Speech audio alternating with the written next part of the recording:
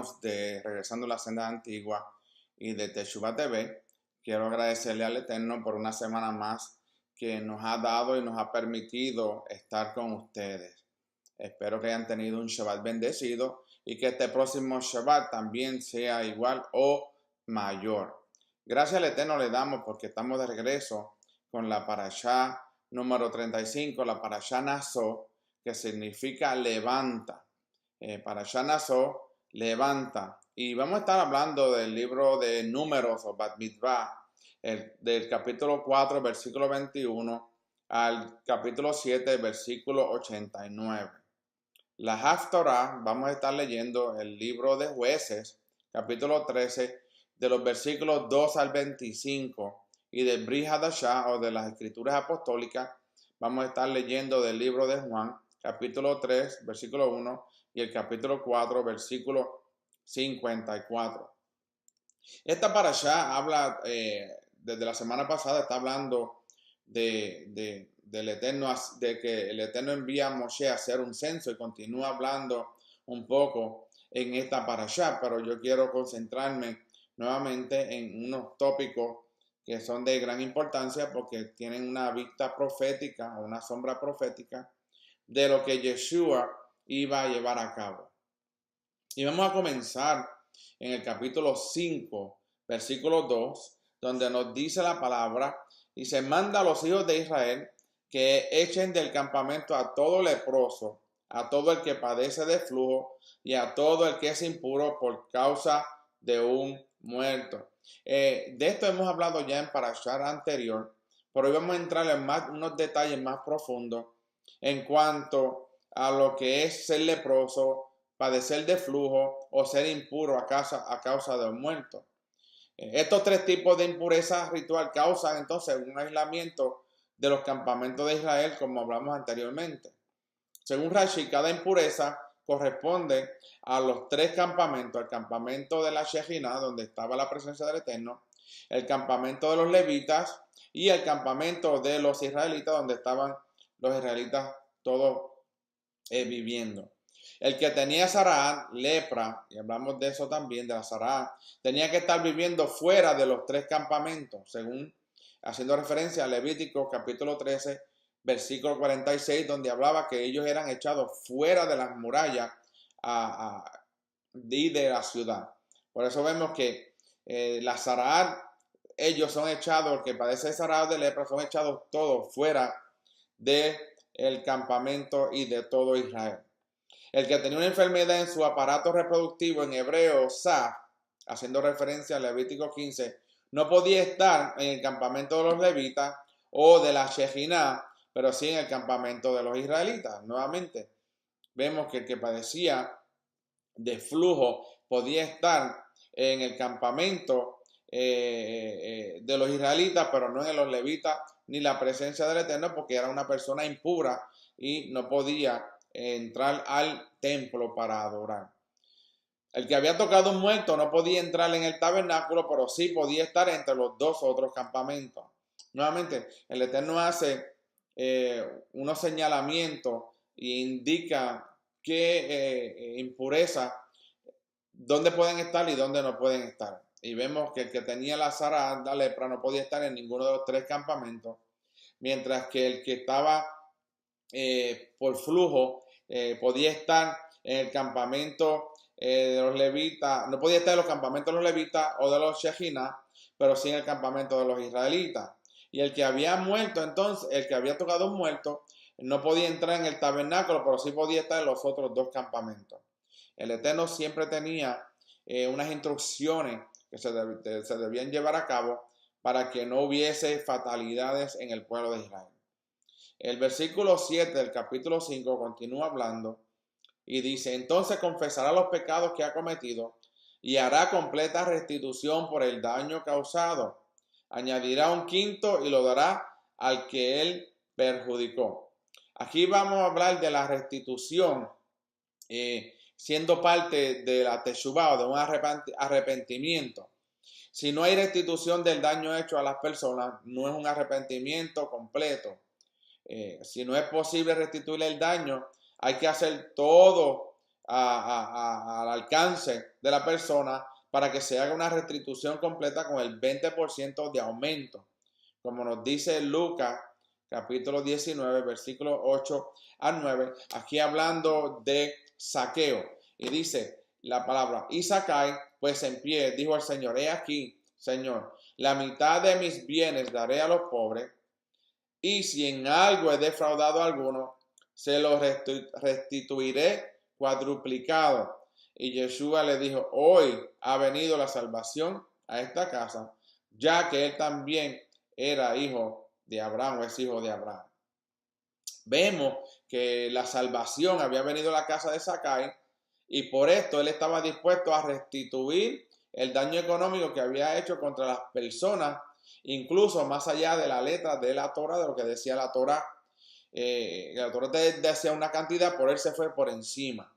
Las evidencias de que la salvación había llegado a su casa fueron que él estaba devolviendo a los que había hurtado y engañado y se había arrepentido de todo el mal que había hecho y por ende restituye lo que le había robado a las demás personas o le había quitado.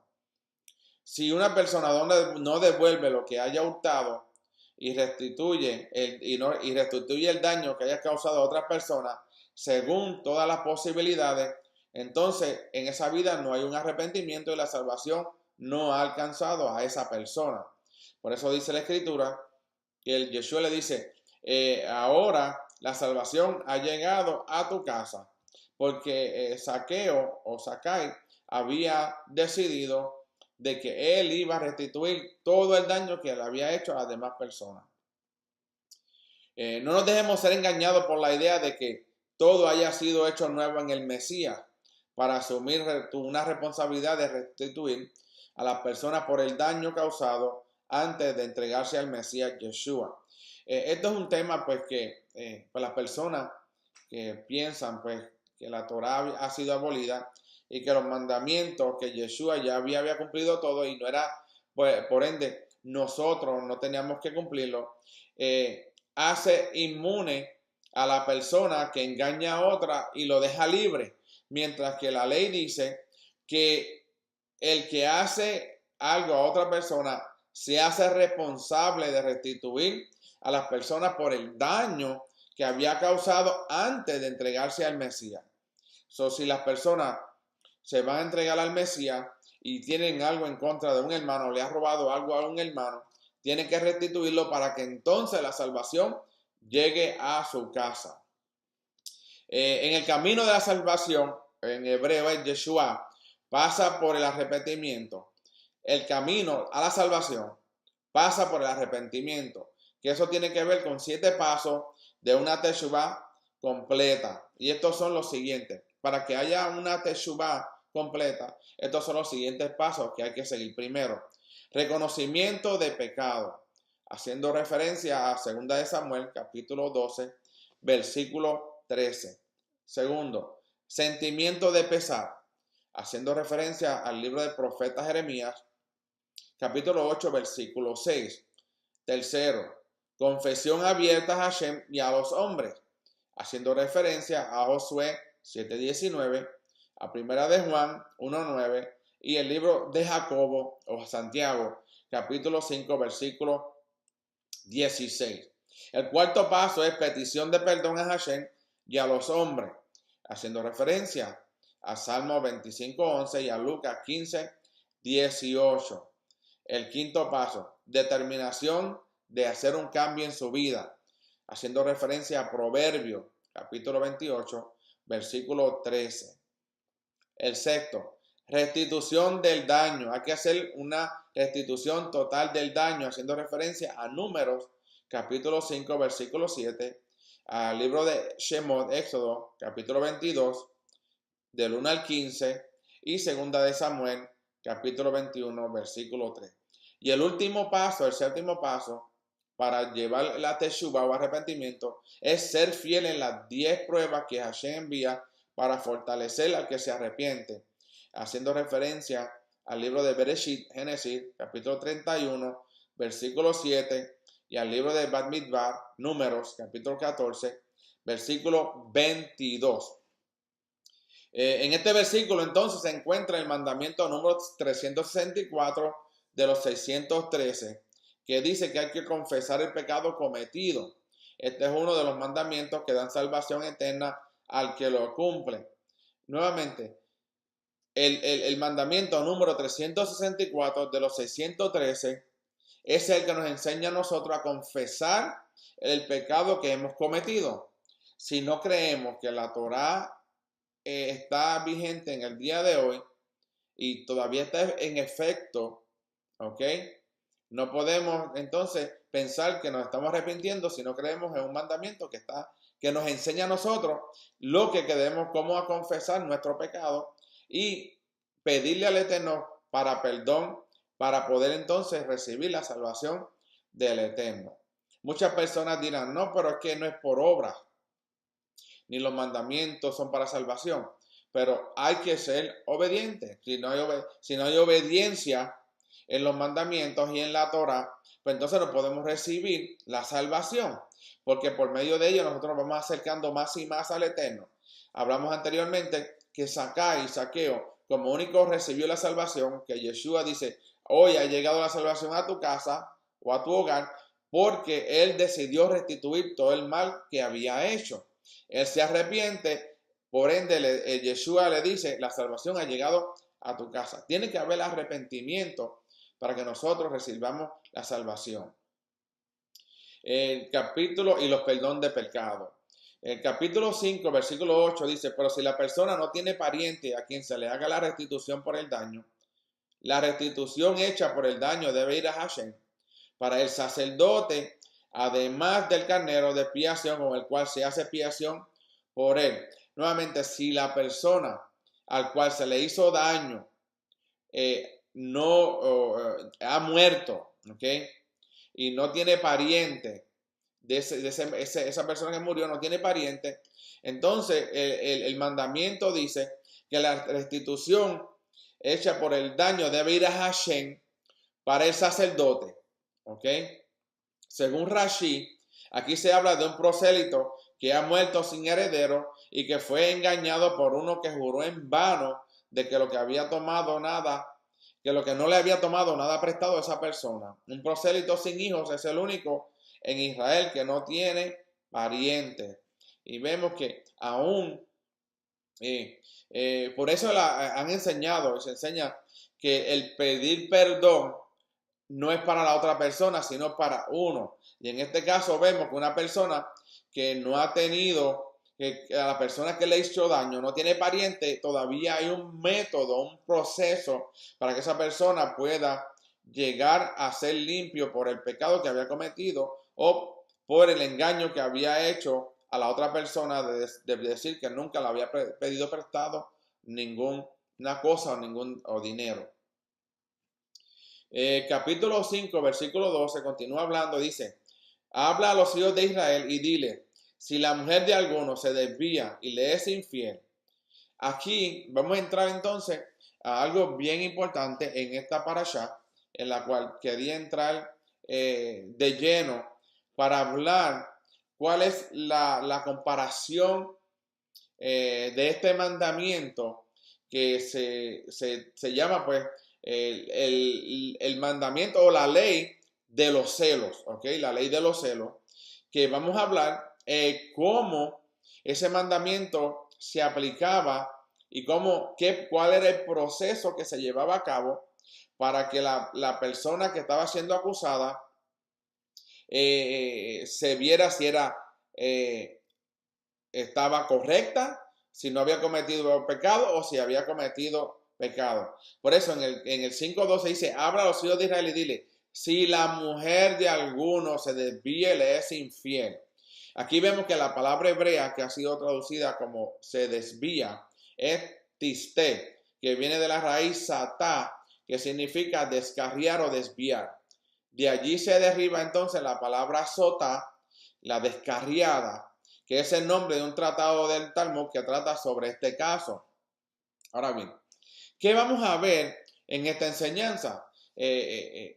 Vamos a ver algo bien interesante, porque vamos a ver una de las profecías cumplidas por medio de Yeshua en cuanto al proceso que se le hacía a una mujer que había sido infiel. Seguimos con el versículo 13 del capítulo 15. Dice, habiendo podido un hombre acostarse con ella en relación carnal, sin que su marido lo viera, y ella se reclutó en secreto y pudo haberse contaminado, y no haya testigo contra ella, ni haya sido violada. Aquí entonces el Talmud enseña que el agua de amargura solo es aplicable cuando una mujer se haya reclutado en secreto con otro hombre durante un tiempo suficientemente largo como para efectuar una relación sexual con él. Aquí es donde viene entonces la ley de los celos y de las aguas amargas, ¿ok? Si fueron descubiertos o si ella fue violada, no era necesario usar este método. Acuérdense, si fueron descubiertos, si la persona, si la mujer fue encontrada haciéndole infiel a su esposo, no era necesario darle las aguas amargas. Y vamos a ver por qué. Si la mujer había sido violada, tampoco se le aplicaba esta ley de celo porque ella no fue por sí misma a entregarse a otro hombre. Y vamos a ver la aplicación más adelante. ¿A quién se compara esta mujer y las aguas amargas y por qué el proceso? El 14, versículo 14 del capítulo 5 dice, y un espíritu de celo había venido sobre él y había celado a su mujer y ella se contaminó, o se había venido un espíritu de celo sobre él y había celado a su mujer y ella no se contaminó. Aquí vemos que si al hombre, solamente por pensar que su esposa había tenido algo con otro hombre, aunque no haya sido verdad, y le entran esos celos, hay que hacer ese proceso. Porque imagínense, un hombre viviendo con su esposa, con celos, podría llegar hasta matar a esa persona, a esa esposa. Y para evitar todo este sufrimiento y todo este caos que podría ocasionar este celo de los hombres, el Eterno establece la ley de los celos por medio de aguas amargas, ¿ok? El Talmud enseña que el marido tiene que haber celado a su mujer antes de reclutarse con otro hombre para que se pueda aplicar este procedimiento, ¿ok? Tiene que haber celo, no puede haber la esposa haber tenido relaciones con una persona, sino tener celo, ¿ok? Que haber celado a su mujer antes de que esa persona, de que la esposa se haya juntado con otro hombre. La palabra celado es interpretado como una advertencia que el esposo hace antes de que su esposa se recluya con un hombre diciéndole, no te recluyas con ese hombre, ¿ok? So, cuando vemos esta palabra que dice que no se recluya, es que no se tenga relaciones sexuales con otro hombre que no sea su esposo. El versículo 15 dice, el hombre llevará a su mujer al sacerdote y llevará como ofrenda por ella 1/10 de una efa de harina cebada. No derramará aceite sobre la ofrenda ni pondrá sobre ella incienso, porque es una ofrenda de cereal, de celos, una ofrenda memorial de cereal, un recordatorio de iniquidad. La cebada fue la harina más barata que se daba a los animales. Esta misma ceremonia, esta ofrenda que se hace de celo, lo que se ofrece es una ofrenda memorial de cereal. Porque hay una situación que hay que arreglar, hay que traerle un juicio a una persona, porque hay un celo que podría, si no se recurre a las aguas amargas, a las 6 de los celos, y se lleva a esta mujer a los sacerdotes, podría nuevamente haber un crimen en el hogar de esa persona, porque un hombre celoso puede cegarse y hasta hacerle mucho daño a su esposa sin tener razón.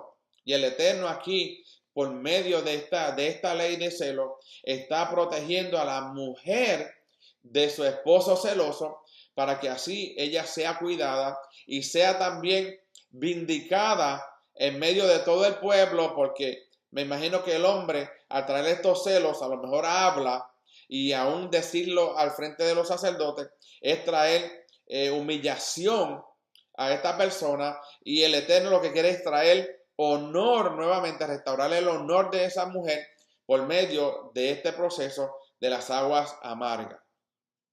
El versículo 18 del capítulo 5 continúa hablando y dice, luego el sacerdote hará que la mujer esté delante de Hashem y descubrirá la cabeza de la mujer y pondrá en sus manos la ofrenda memorial de cereal, que es la ofrenda de celos. Y en la mano del sacerdote estará el agua de amargura que trae maldición. Ahora vamos a ver ese proceso, la llevaban al frente, le ponían la ofrenda en las manos, que era la ofrenda de celos, y en la mano del sacerdote estaban las aguas amargas que iba a tomar esa mujer. Aquí está escrito que el sacerdote tiene que descubrir la cabeza de la mujer. Esto nos muestra que una mujer casada debe andar en lugares públicos con la cabeza cubierta y es una vergüenza para una mujer casada descubrir su pelo en público. Como nos dice 1 Corintios capítulo 11, versículos 5 al 16. Dice, pero toda mujer que tiene la cabeza descubierta mientras ora o profetiza, deshonra su cabeza, porque se hace una con la que está rapada. Porque si la mujer no se cubre la cabeza, que también se corta el cabello. Pero si es deshonroso para la mujer de cortarse el cabello o raparse, que se cubra. Pues el hombre no debe cubrirse la cabeza, ya que él es la imagen y gloria de Elohim. Pero la mujer es la gloria del hombre. Porque el hombre no procede de la mujer, sino la mujer del hombre. Pues en verdad el hombre no fue creado a causa de la mujer, sino la mujer a causa del hombre. Por tanto, la mujer debe tener un símbolo de autoridad sobre la cabeza por causa de los mensajeros. Sin embargo, en el Señor, ni la mujer es independiente del hombre, ni el hombre independiente de la mujer. Porque así como la mujer procede del hombre, también el hombre nace de la mujer y todas las cosas proceden de Elohim. Juzgad vosotros. ¿Es propio que la mujer ore a Elohim con la cabeza descubierta? ¿No os enseña la misma naturaleza que si el hombre tiene el cabello largo le es deshonra, pero que si la mujer tiene el cabello largo le es una gloria? Pues a ella el cabello le es dado por velo. Pero si alguno parece ser contencioso, nosotros no tenemos tal costumbre, ni las congregaciones de Elohim. Ok, aquí hay una problemática que ha sido malentendida. Este versículo de 1 Corintios capítulo 11 ha sido malentendido en las iglesias cristianas y en el catolicismo y en las diferentes denominaciones. ¿Por qué? Porque dice, aquí dice, pero toda mujer que tiene la cabeza cubierta mientras ora profetiza deshonra su cabeza. ¿Ok? Porque se hace una con la que está rapada. Porque si la mujer no se le cubre la cabeza, que también se corta el cabello. ¿Qué estaba pasando en Corinto? Esto es Pablo hablando a los corintios. Una mujer romana del siglo cuando vivía Pablo en ese tiempo en Corinto. Una mujer romana casada con un hombre romano tenía que salir siempre cubierta en su cabeza, señalándole a toda la sociedad, a todo el imperio romano que vivían en Corinto y a todos los judíos que vivían en ese tiempo, las congregaciones, que esa mujer pertenecía a un hombre. Cuando una mujer romana o una mujer de Corinto salía a la calle y se quitaba el velo de su cabeza, estaba diciéndole a la sociedad que ella no quería seguir con su marido y quería romper ese matrimonio. Por eso es que dice, porque si la mujer no se cubre la cabeza, que también se corta el cabello. Pero si es deshonroso para la mujer cortarse el cabello o raparse, que se cubra. En el tiempo del imperio de Corinto, del imperio romano, las mujeres que se rapaban la cabeza eran las que habían sido prostitutas, las mujeres rameras, o las que no estaban viviendo correctamente. Una mujer que era casada de un romano tenía que taparse la cabeza. Por eso es que Pablo le dice aquí a las mujeres que tienen que cubrirse la cabeza cuando salían. ¿Ve? Pero toda mujer que tiene la cabeza descubierta mientras ora profetiza deshonra su cabeza. ¿Por qué le dice eso? Porque dentro de sus hogares la mujer casada podía tener la cabeza descubierta. Dentro de los hogares en el imperio de los romanos en Corinto. pero cuando salía afuera tenía que ponerse el velo porque en el Imperio Romano las mujeres romanas tenían que taparse el cabello con un manto mientras estaban casadas. Si ellas se lo quitaban en medio del público, le estaban diciendo a todos los que estaban a su alrededor que no quería seguir con su esposa y era mejor raparse la cabeza. Y eso es lo que está diciendo aquí Pablo. También cuando dice de los hombres, porque vamos a seguir aquí. También habla de los hombres. Porque el hombre no procede de la mujer, sino, por tanto, la mujer debe tener un símbolo de autoridad sobre la cabeza. El símbolo de la autoridad era el velo cuando ella salía de su hogar. Cuando ella estaba dentro de su hogar, ella podía enseñarle a sus niños con la cabeza descubierta. Igualmente con los hombres. Los hombres, especialmente los que eran sacerdotes, aquí dice, pues el hombre no debe cubrirse la cabeza, ya que él es la imagen y gloria de Elohim, pero la mujer es la gloria del hombre. ¿Qué está hablando aquí? En los tiempos de Corinto, los que andaban cubiertos en las calles eran los sacerdotes paganos que le servían a otros dioses. Por eso es que el Eterno le dice al hombre, pues el hombre no debe cubrirse la cabeza, no en público. En la sinagoga podían hacerlo, pero no en el público, porque era que los que caminaban en ese tiempo eran los sacerdotes paganos, caminaban con la cabeza cubierta, y el Eterno decía, por medio de Pablo, estaba diciendo a ellos, yo no quiero que ustedes se parezcan a ellos, distínganse entre medio de ellos. A la mujer dentro del hogar podía enseñar y profetizar con la cabeza descubierta, pero afuera no podía hacerlo, tenía que estar cubierta. El hombre, el sacerdote que era hombre, también, y los sacerdotes y los hombres tenían que cubrirse, se cubrían en la sinagoga, pero afuera no se cubrían para que no se compararan y se distinguieran de los sacerdotes paganos. Esto es una enseñanza del nuevo, una palabra del nuevo del pacto renovado, perdón, que nos enseña que tenemos que estudiar los imperios para saber cuáles eran las reglas y las leyes de esos imperios y el por qué Pablo le habla de esta manera a ellos, ¿ok? El capítulo 21 y el 22a del capítulo 5 dice, Hashem te haga maldición y juramento entre tu pueblo, haciendo Hashem que tu muslo se enjute y tu vientre se hinche, y esta agua que trae maldición entrará en tus extrañas y hará que el vientre se hinche y el muslo se enjute. Estas palabras fueron escritas en un pergamino con tinta que se podía diluir en agua. Observe que el nombre del Eterno fue escrito 2 veces. 2 veces se menciona que el muslo se desplome y que el vientre se hinche. Según el Talmud y Rashi, la primera vez que empieza con el muslo se refiere a la mujer, y la segunda vez que empieza con el vientre se refiere al hombre que cometió adulterio con ella.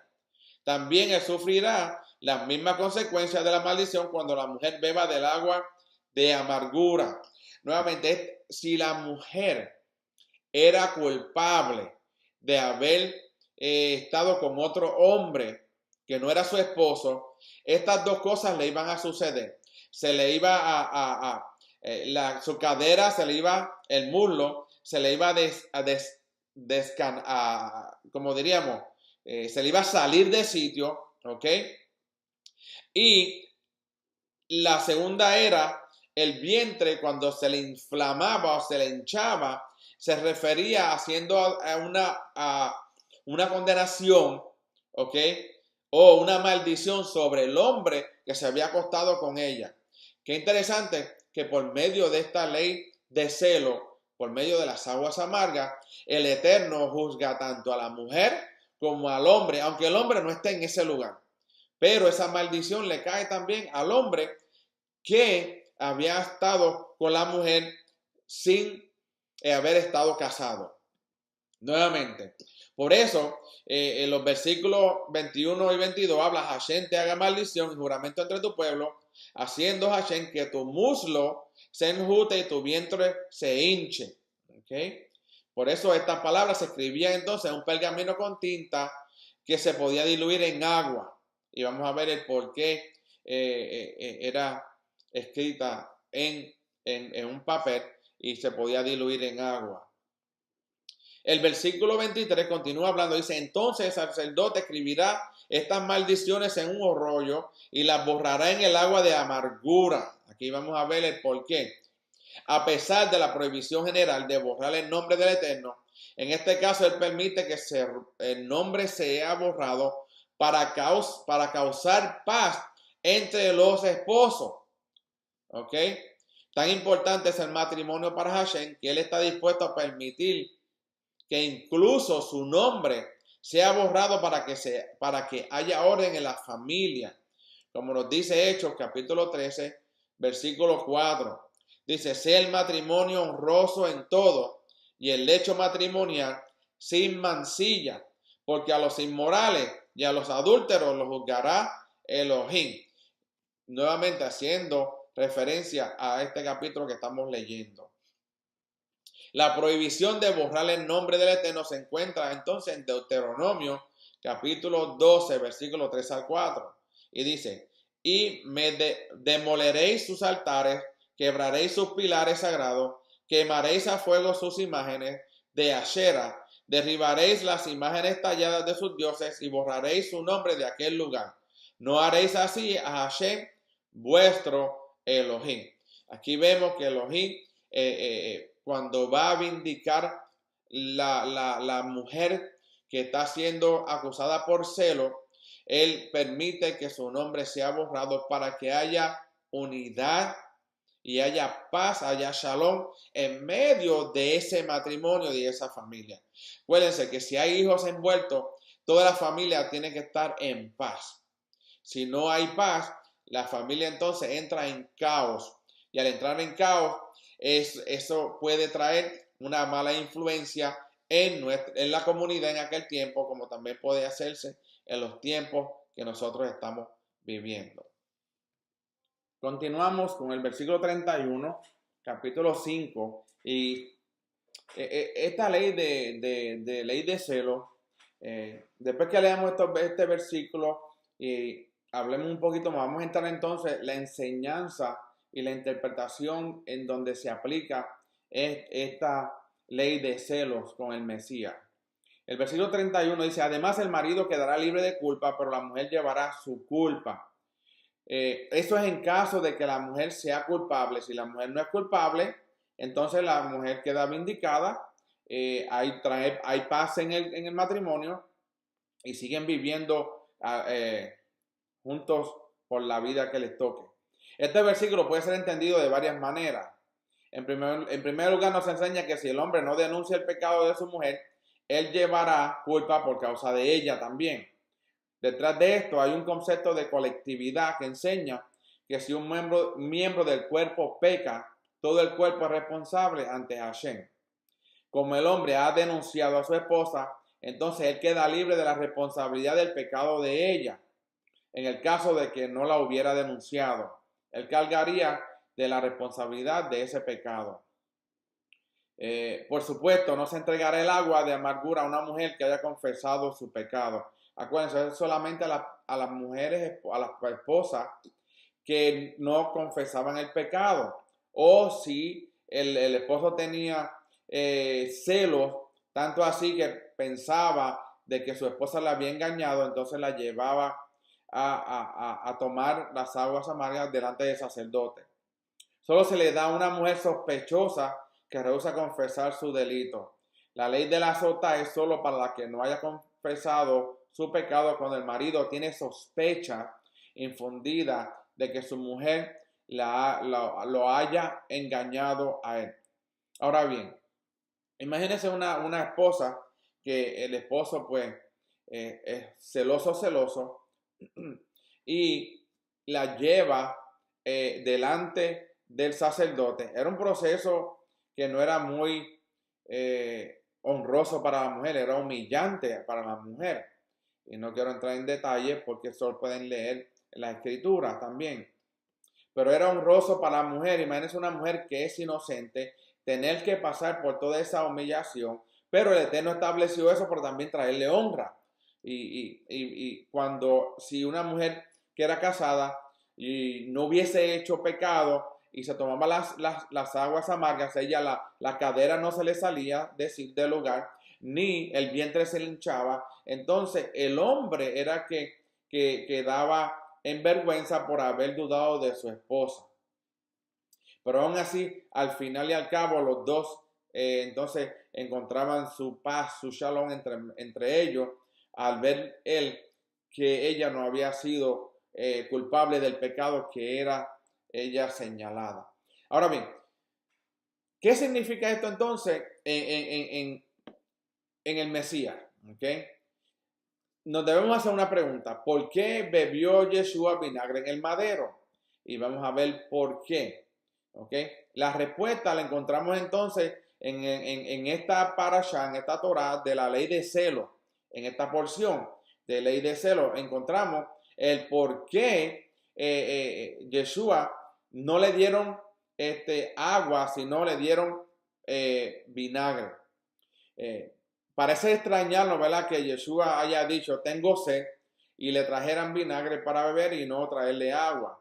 Lejos de ser algo bárbaro que ellos hacían e incomprensible, se estaba llevando a cabo una hermosa ceremonia a favor de nuestro pueblo.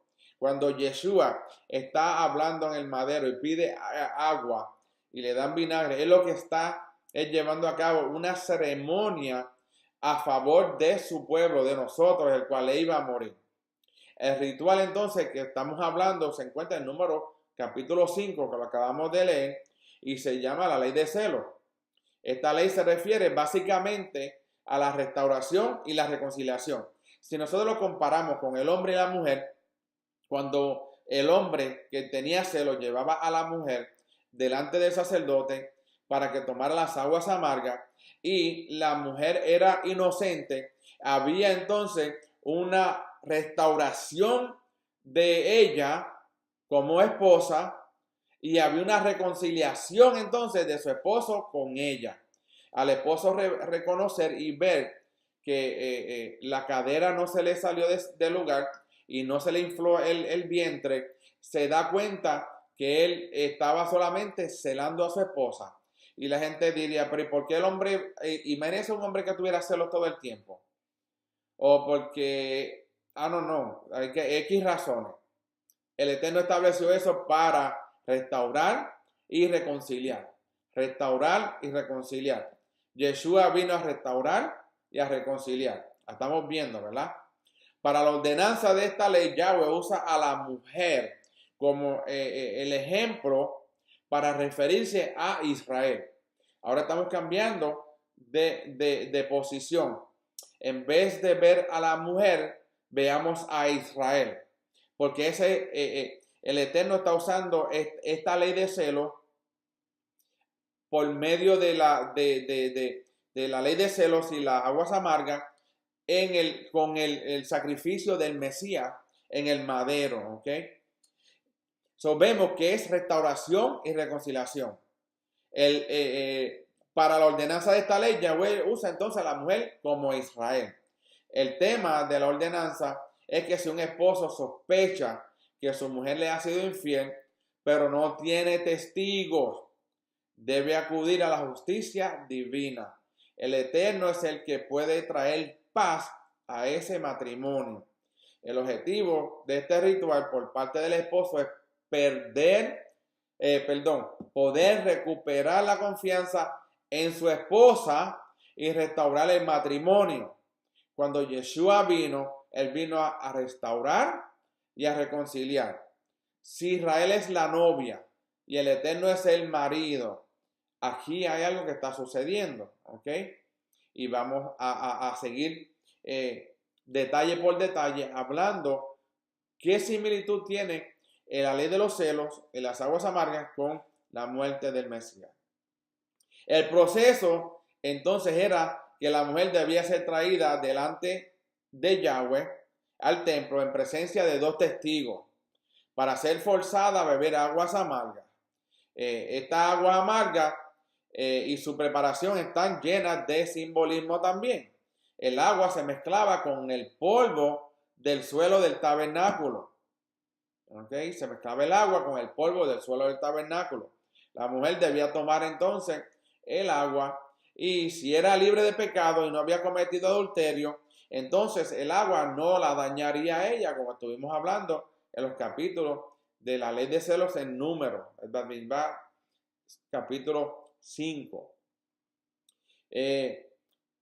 Si por el contrario era culpable, pues entonces las aguas amargas, al tomarla, la cadera se le salía de sitio y su vientre se iba a inflamar, y al salirse de la cadera de sitio, lo que haría es traer una maldición a esa mujer, porque esa mujer entonces se le haría bien difícil caminar y sería maldición en medio de todo el pueblo, y todo el pueblo por medio de esa señal sabría que ella le había sido infiel a su marido. En otras palabras, si la mujer le traía deshonra a su marido, el Eterno por medio de las aguas amargas traía maldición sobre esa mujer y deshonra delante de todo el pueblo. Estas maldiciones a las que la mujer entonces respondía amén y amén se escribían en un libro y se borraban después con las aguas amargas. Cuando Yeshua en Mateo 20 hablaba entonces con la madre de los hijos de Zebedeo, les dijo estas palabras. Esto que dice en Mateo. Entonces Yeshua respondiendo dijo: ¿no sabéis lo que pedís? ¿Podéis beber el vaso que yo he de beber y ser bautizado con el bautismo con que yo soy bautizado? Y ellos le dijeron: podemos. Él les dijo: a la verdad, de mi vaso beberéis, y con el bautismo con que yo soy bautizado, seréis bautizados. Y más adelante vemos en Mateo 27:45 dice, encontramos un episodio o un evento que nos habla que jamás habían entendido a Yeshua cuando le dijo que ellos no podían beber del vaso que él iba a beber y ser bautizado, y ellos le dijeron que ellos podían. Él les dijo: a la verdad, de mi vaso beberéis, y con el bautismo con que yo soy bautizado seréis bautizados. Pero en Mateo 27:45 nos dice: y al instante, corriendo uno de ellos, tomó una esponja y la empapó de vinagre, y poniéndole en una caña le dio de beber. ¿Qué está hablando aquí Yeshua? Está hablando de que de esa copa que estaban hablando los hijos de Zebedeo, que decían: yo puedo no saber lo que pedís, podéis beber vasos que yo podemos de beber y ser bautizados. Aquí está hablando de que ellos no iban a poder beber ese momento cuando se le iba a dar el vinagre a él empapado en una esponja, y se lo iban a dar a él como símbolo de que Yeshua estaba entonces restaurando y reconciliando al hombre con el Padre. Y eso es bien importante, porque cuando vemos a Yeshua, ¿quién podía tomar la copa de Yeshua? Nadie podía tomar esa copa, solamente Yeshua podía tomar la copa de la reconciliación y reconciliación y la de restauración. Solamente Yeshua podía tomar esa copa. Nadie podía tomar esa copa. Eso solamente le pertenecía al Eterno. ¿Ok? Yeshua estaba muriendo por el pecado de la casa de Israel, que había abandonado la Torá. ¿Se acuerdan? Cuando el reino del norte, con el rey Jeroboam, el reino del norte sale y se divide el imperio, se divide el reino en dos: casa de Israel, casa de Judá. Casa de Israel se va al norte, en el área de Samaria, cambian sus fiestas, cambian el orden de adoración, hacen altares, hacen becerro de oro y cambian la Torá por su propio pensamiento y enseñanza. Y vemos que cuando Yeshua dice en la Escritura que él no había venido sino a buscar las ovejas perdidas de la casa de Israel, entonces vemos que ellos habían abandonado la Torá y merecía por lo tanto la muerte espiritual y la expulsión del pueblo. Interesante cuando una persona era impura, era echada fuera del pueblo, no podía tener relación con el Eterno porque no podía llevar los sacrificios que el Eterno había establecido para llegar a su presencia. Y vemos que ellos merecían, según la Torá, la casa de Israel merecía la muerte espiritual y la expulsión del pueblo. Él llevó entonces el castigo sobre él mismo para poder ser lo que ellos no podían, la casa de Israel, el pueblo de Israel, no podía ser porque ellos habían idolatrado, ellos habían adulterado, ellos no podían tomar esas aguas porque iban a ser encontrados culpables porque ellos no estaban viviendo en obediencia. Estaban fornicando, estaban adulterando, mientras que Yeshua tuvo que tomar la posición de ellos y tomar esa copa para poder establecer la reconciliación y la restauración del reino de Israel y de todo el pueblo. Es por esta razón que toma las aguas amargas. En ese sentido, Yeshua tiene que tomarla porque en él no había pecado, no había engaño, y a él tomarla no se le iba a desencajar el muslo, ni se le iba a inflar el vientre. Al contrario, al ser él libre de pecado, él podía ser vindicado en ese momento y al mismo tiempo vindicar al hombre para que tuviéramos acceso a perdón de pecado por medio de él, al Padre por medio de Yeshua. El Padre nos perdona los pecados por medio de Yeshua porque él tomó esas aguas y fue vindicado. Él fue declarado inocente. Cuando una mujer era declarada inocente, que no era culpable por haber tomado las aguas amargas, era restaurada y era su vida era rectificada nuevamente y vindicada y podía vivir con honra delante de su marido y delante de toda la sociedad. Eso fue lo que Yeshua hizo con nosotros. Vemos que también Israel había sido infiel y por eso merecía morir. Y ahí es donde vemos que la comparación de Yeshua con esta ley de celos para que la mujer Israel no pereciera, porque había sido infiel. Él, Yeshua, bebió las aguas y clamó a gran voz y entregó su espíritu. Entonces vemos que el velo se rasga de arriba a abajo como símbolo de que ahora el Eterno ha aceptado el sacrificio de Yeshua porque tomó la copa de las aguas amargas. Él fue el que expió por medio de su entrega en el madero, expió por los pecados de la casa de Israel y de todo el mundo. ¿Ok? Por eso tenemos que pensar y siempre decir que nuestro Elohim es un Elohim verdadero. Él no es un Elohim de engaño. La Torá nunca ha sido abolida. La Torá nos enseña a nosotros. Es una sombra. El pacto antiguo es una sombra de lo que ha de venir. O de lo que ha de venir. No había, porque va a venir. Ha de venir. Es una sombra de las cosas que iban a pasar por medio de los profetas, de Yeshua, en los tiempos finales. Y vemos que Yeshua entonces él es esa mujer, él es Israel, que se da por sí mismo, porque si el Israel llega a entrar y a tomar esas aguas amargas, no iban a poder entrar.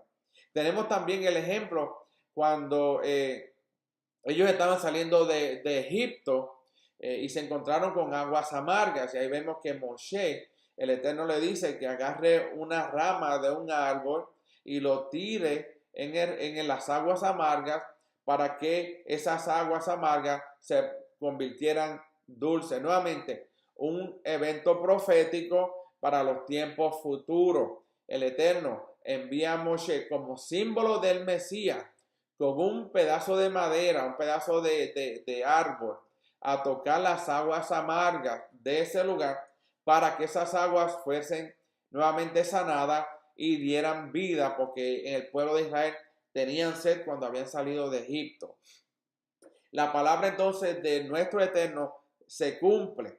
Y es interesante que nosotros descubramos que en cada momento de su vida, Yeshua cumplió con lo que había sido ordenado en la Torá. Yeshua nunca se apartó de la Torá. Yeshua cumplió la Torá al pie de la letra.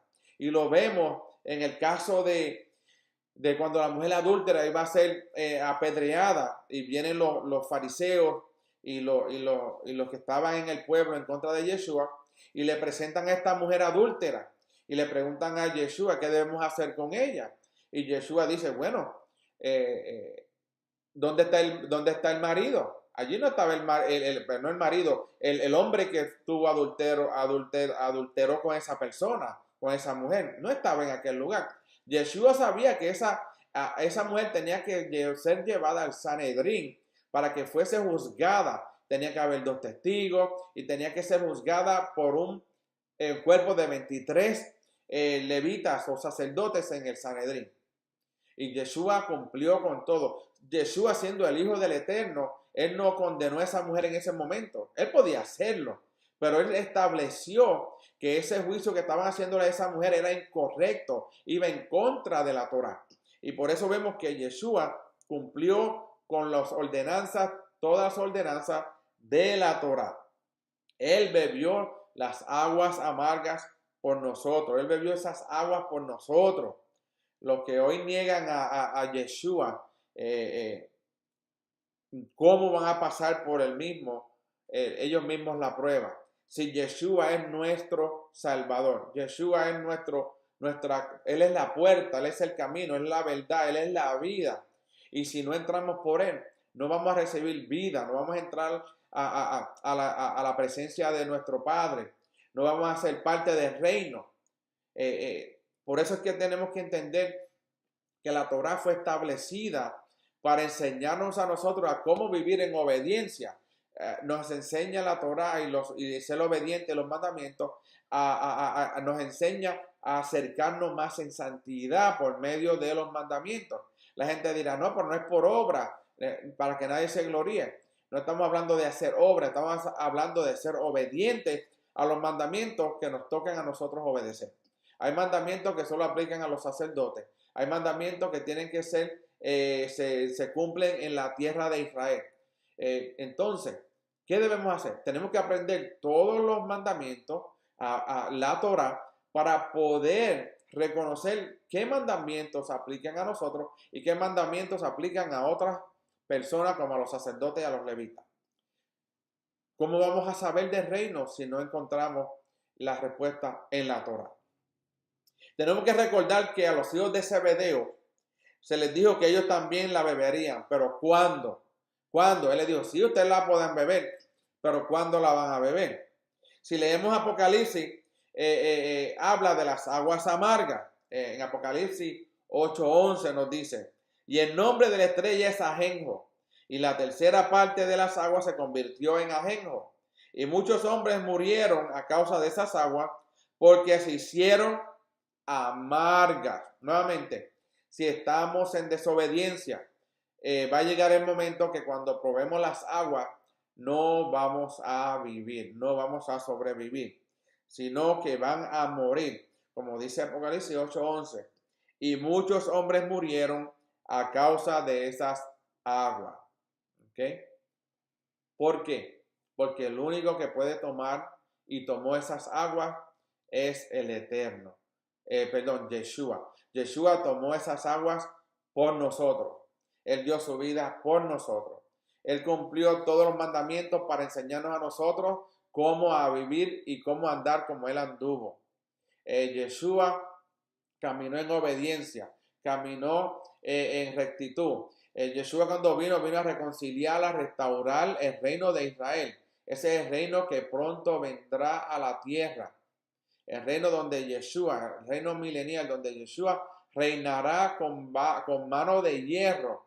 Allí es donde se va a aplicar y se va a enseñar la Torá. Todo el mundo, el que no quiera obedecer hoy y pasa al tiempo del milenio, les aseguro que van a tener que hacerlo, o si no, no recibirán bendición. Como dice Yeshua, aún en la fiesta, dice que el que no suba a Jerusalén en Sucot, no, esa nación no recibirá lluvia, bendiciones. ¿Qué debemos hacer nosotros? Estudiar la Torá, estudiar los mandamientos, estudiar semanalmente, buscar el porqué de cada palabra en la Torá que hace referencia profética a los tiempos que estamos viviendo, a los tiempos que vienen pronto también. Tenemos que estar presentes tenemos que tener en nuestra mente presente que sin la Torá, sin obediencia, nosotros no vamos a recibir esa salvación que nosotros tanto anhelamos. Tenemos que ser obedientes. Obediencia trae bendición, desobediencia trae maldición. Lo vimos por medio de la ley de los celos, las aguas amargas. Si la mujer había cometido adulterio, caía maldición sobre ella y sobre el hombre que estuvo con ella. ¿Qué debemos hacer nosotros? Buscar del Eterno, escudriñar las Escrituras, porque en ellas parece que encontramos y está la vida eterna. ¿Dónde están? En las Escrituras. No están en teologías de hombre, ni enseñanzas de hombre, ni doctrinas de hombre, sino en la Escritura, en la Torá, la cual el Eterno dio perpetuamente para que nosotros vivamos por ella, en ella y vivamos para siempre.